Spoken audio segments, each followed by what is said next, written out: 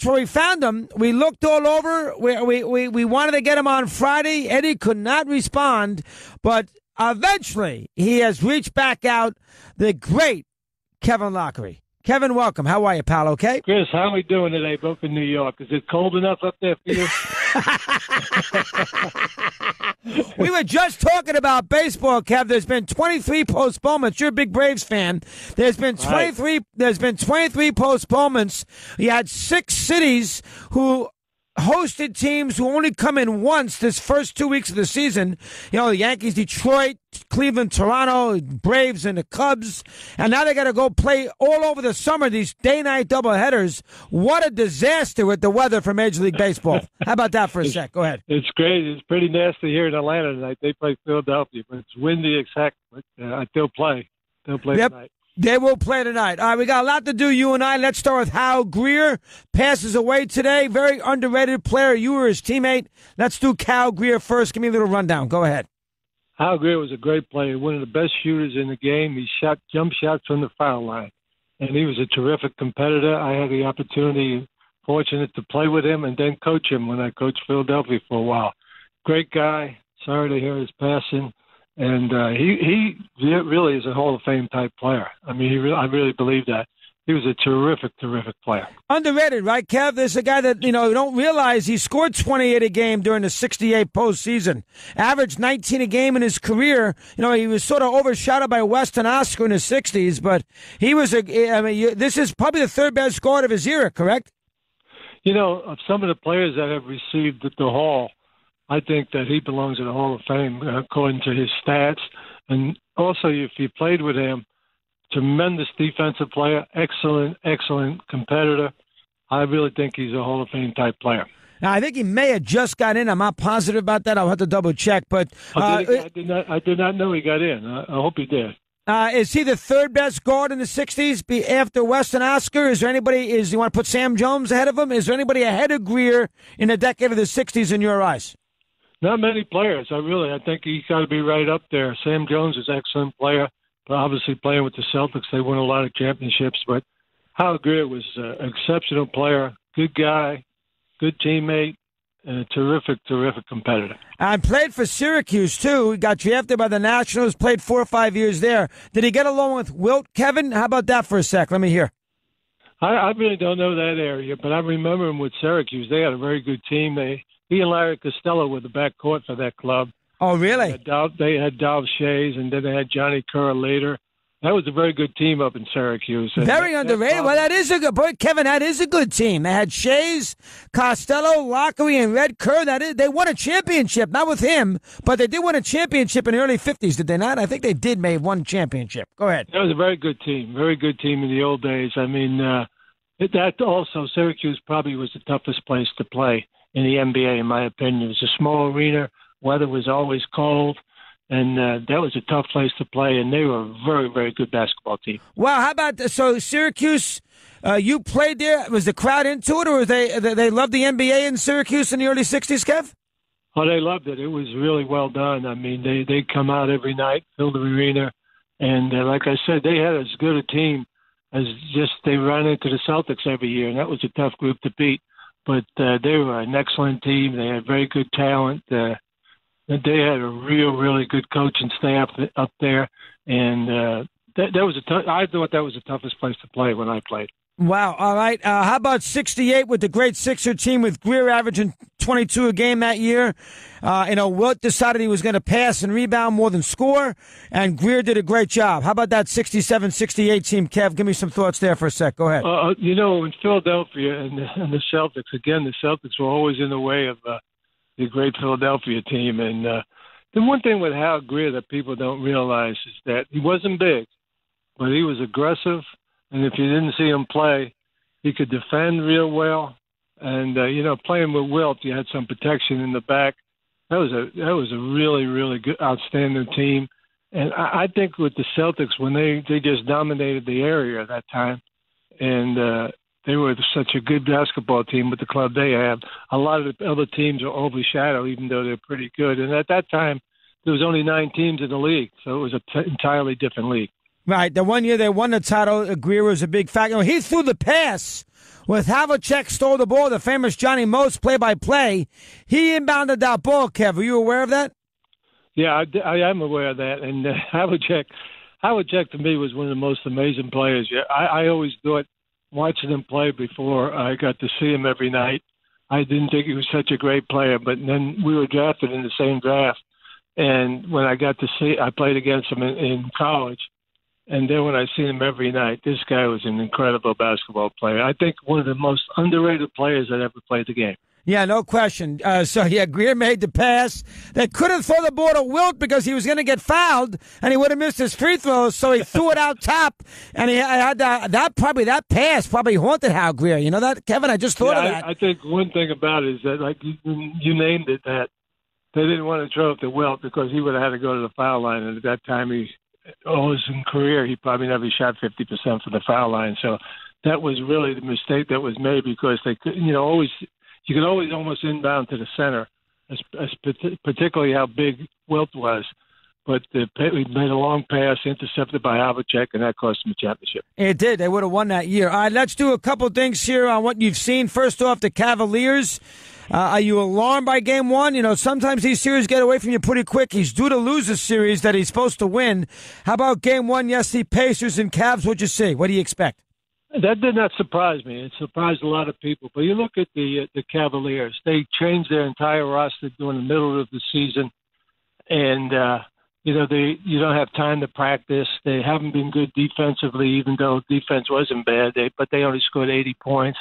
You look at they lost Irving, and you lose a player of his caliber, and basically you get all role players back. And I think it's a situation where LeBron really doesn't have the faith in his teammates that is necessary to go on. And I'll be surprised. They could come back in this series. There's no doubt about it because LeBron's one of the greatest players ever play. But I don't think they'll beat the Pacers, in my opinion. And that game did not totally surprise me. During the year, you never see Indiana play much unless you watch a lot of games. They're a pretty good basketball team. The trade for George turned out real well for them with Oladipo and what's the other player they got? Sabonis. Yeah, it's too bad he wasn't as good as his dad. But he's a good player coming off the bench. Turner's a nice player. They play aggressively. I think McMillan is one of the underrated coaches in the NBA.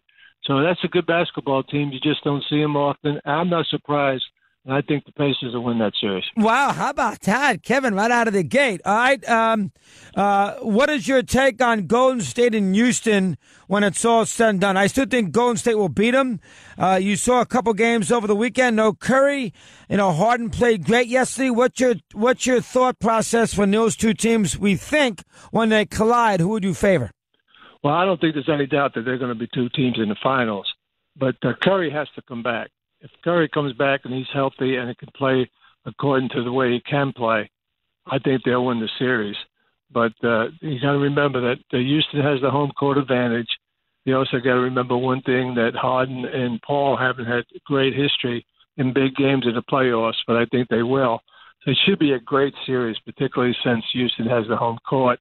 But if Curry comes back healthy and ready to play, I think the defense of Golden State is the most underrated part of their game. They're a terrific defensive team. When they put Iguodala out there with Green and Durant and Curry and Thompson, that is a terrific, terrific defensive team, and we know they can score. So I'll go with the Warriors to win the series. Wow. All right. How about the D'Antoni system in a short 7-game series when Golden State can, really delve in and sort of examine it? Is that everybody says D'Antoni might be a better regular season coach than a playoff coach. What's your take on that for a sec? Well, he has had tremendous experience in that area, but I think he lets these players play. They give the ball to Harden, who was unbelievable last night. Even though I thought they would try to double team him some more, but he was fantastic last night. I mean, he's a magician on the floor. He's a great player, but I think that there was a chance for the Timberwolves to win that game, and I think if they got the ball a little bit more down and deep to Towns, it would have occupied Capella a little bit. And I think they missed that. Towns only taken 9 shots in that game, I think, is a mistake. But the way the game's played today, Chris, they really don't go to the big men, any teams down in the post, because they can be doubled, I guess.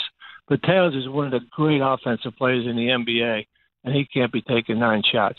Right. So you think I was surprised how close the game was, but is that Houston's scare, or does Minnesota have a chance to win a couple of games in that series? I think they have a chance. You got to remember, before Butler went out, they were one of the top teams in the West. They probably would have been a 3 or 4 seed, not an 8 seed. So they got a chance to win a game. But when you lose a game like they did last night, when they had an opportunity to win, I mean, Harden just went crazy in the last 5-6 minutes of that game, and they lost an opportunity where they're looking at a situation. We could have won that game, and you can't afford to blow games. And that was a big chance for them to get a little up on the series. But I think they'll give them a really tough series. They have some talent now that Butler's back. You know, you talk about Towns and Wiggins and that crew. That's some pretty good talent. And Butler's good, too. All right. Utah and New Orleans. New Orleans with a great win, Anthony Davis. Utah obviously is going to have trouble with poor George. Let me get some thoughts on the middle series in that Western Conference. What do you see on both of those?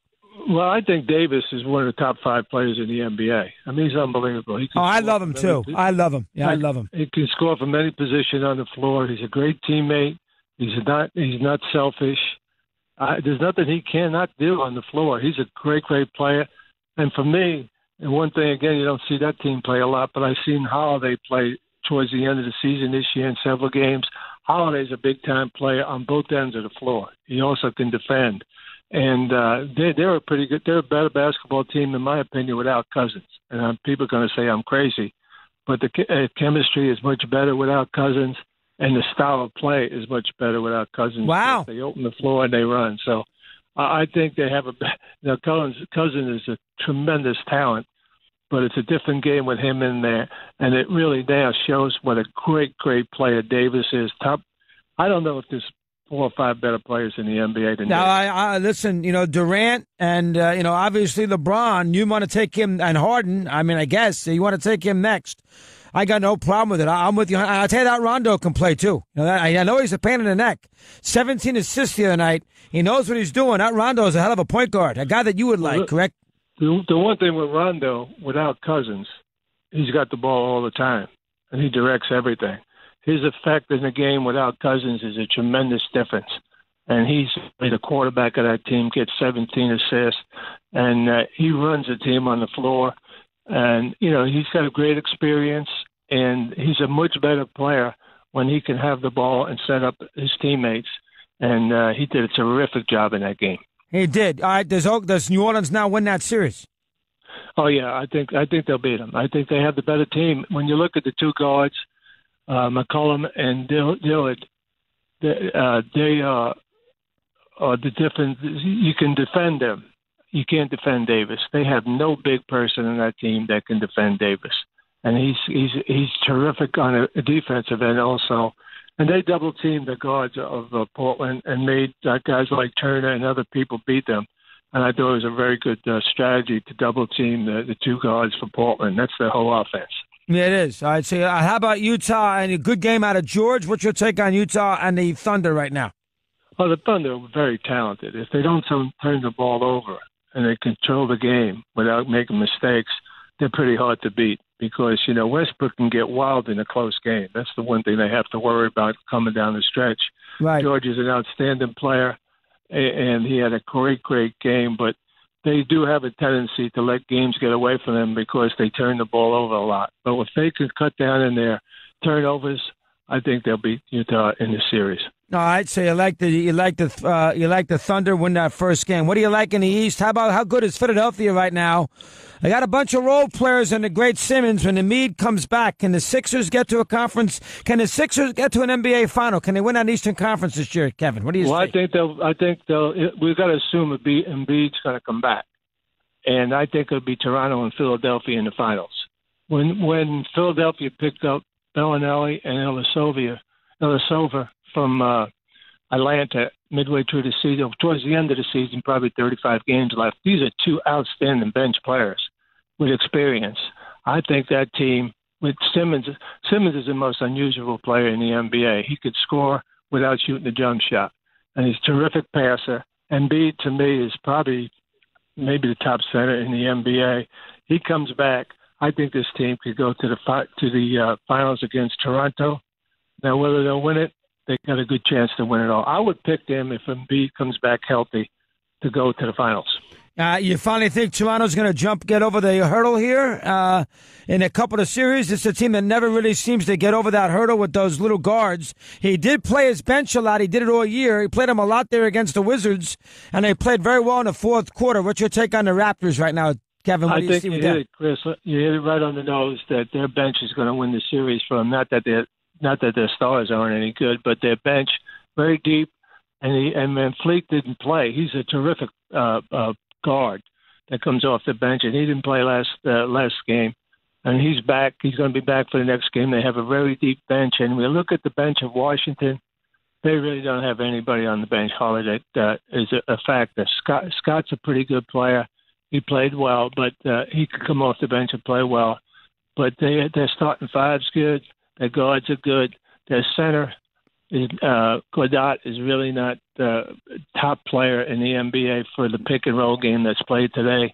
But I think with Embiid coming back, and I think Philadelphia's got a chance. So basically, the big themes for you right now is you think Golden State will beat Houston if Curry's healthy, and you think Cleveland could get knocked out in the first round. That's what I'm reading from you here in our first little spot here in this spring. You think those two things could happen, correct? Yeah, Curry comes back healthy. I think the Warriors will win it. I think Indiana, which is not going to be easy, I think they'll beat the Cavaliers in this round. And I think if Philadelphia gets Embiid back and they're healthy, they'll give Toronto all they can handle in the finals of the East. All right, who would you give the MVP to, Harden or LeBron? Oh, Harden. Harden's got to be the MVP. I don't think there's any decision on that. They had the best record in the league. He carried that team. He had an unbelievable year. I think probably the best offensive player in the NBA right now. I don't trust him, though. I don't trust him, Kevin, a big game. I really don't. I don't trust him in a big game. We have to see that. Hopefully he's matured past that. And, he had some trouble in the last year. But you got to assume that with his talent that he's going to come through down the stretch. But I would give him the MVP on the 82-game schedule. No one had a better year than he did. And Simmons over Donovan Mitchell for the Rookie of the Year? That's a good one. Donovan Mitchell doesn't get enough credit, but Simmons, he's a unique player. I mean, he's a guy that has triple doubles. He can score 15 to 16 points a game without taking a jump. He hasn't taken a 3-point shot the whole season. That's hard incredible. To believe. It's hard to believe. That's incredible when you think about it. And the guy's amazing. I didn't think he could do it this way without coming up with a jump shot. If he ever comes up with a jump shot or a decent 3-point shot, he's got a chance someday to be MVP in the NBA. But Mitchell's a very good player, very competitive, great teammate from the people I talked to, plays both ends of the floor, tough kid. You got to like him, but I would have to give a little bit of the edge to Simmons right now. We'll talk to you along the way, Kev. You know we love you. Keep it up, pal. Appreciate it. A couple minutes today. Okay, Chris. Take care. Okay, Kevin Loughery, he'll be our man. As you know, we continue here on Mad Dog.